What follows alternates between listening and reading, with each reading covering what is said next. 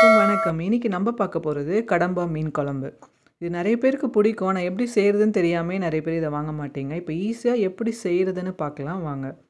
இப்போ ஒரு குக்கரில் தேவையான அளவு எண்ணெய் ஊற்றிக்கலாம். எண்ணெய் நல்லா காஞ்சதுக்கப்புறம் வெங்காயம், நான் பெரிய வெங்காயம் சின்ன வெங்காயம் ரெண்டுமே சேர்த்துருக்கேன். சின்ன வெங்காயம் குழம்புக்கு போட்டிங்கன்னா நம்மளுக்கு கொஞ்சம் டேஸ்ட் எக்ஸ்ட்ரா கொடுக்கும்.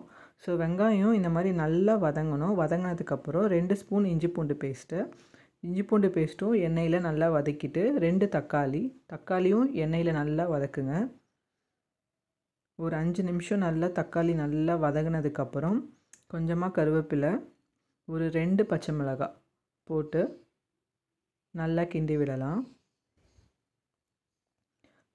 தக்காளி நல்லா வெந்ததுக்கப்புறம் 1 ஸ்பூன் மஞ்சத்தூள், 2.5 ஸ்பூன் குழம்பு மிளகாய்த்தூள். நான் வீட்டில் அரைச்ச தூள் யூஸ் பண்ணியிருக்கேன். உங்களுக்கு இல்லைனாலும் கடையிலே குழம்பு மிளகாய்த்தூள் தனியாக கிடைக்குது, அதை வாங்கி நீங்கள் யூஸ் பண்ணிக்கலாம். மசாலாவை நல்லா எண்ணெயில் மிக்ஸ் பண்ணிவிட்டு மசாலா ஸ்மெல் போகிற வரைக்கும் நல்லா வதக்கலாம். நல்லா வதக்கி இந்த மாதிரி எண்ணெய் தனியாக பிரிஞ்சு வர ஸ்டேஜில் நம்ம க்ளீன் பண்ணி வச்சுருக்க கடம்பாவை இதோட சேர்த்துடலாம்.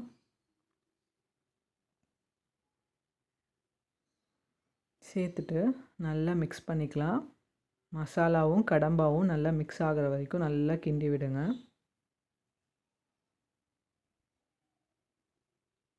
ஸோ நல்லா மிக்ஸ் பண்ணிட்டோம். கடம்பாயிலே நம்ம சேர்த்துட்டோன்னா அதுலேருந்து கொஞ்சம் தண்ணி விடும். நம்ம தேவையான அளவுக்கு உப்பும் போட்டுட்டு நல்லா மிக்ஸ் பண்ணிக்கலாம்.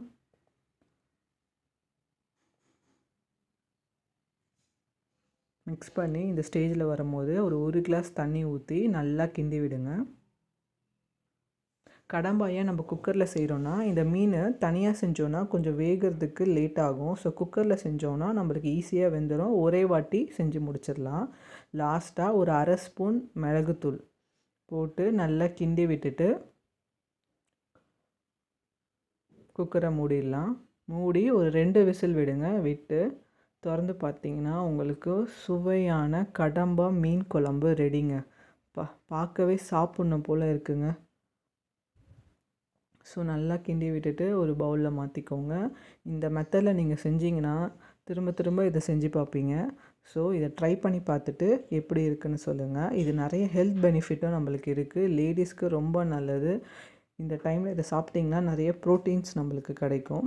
செஞ்சு பார்த்துட்டு சொல்லுங்கள்.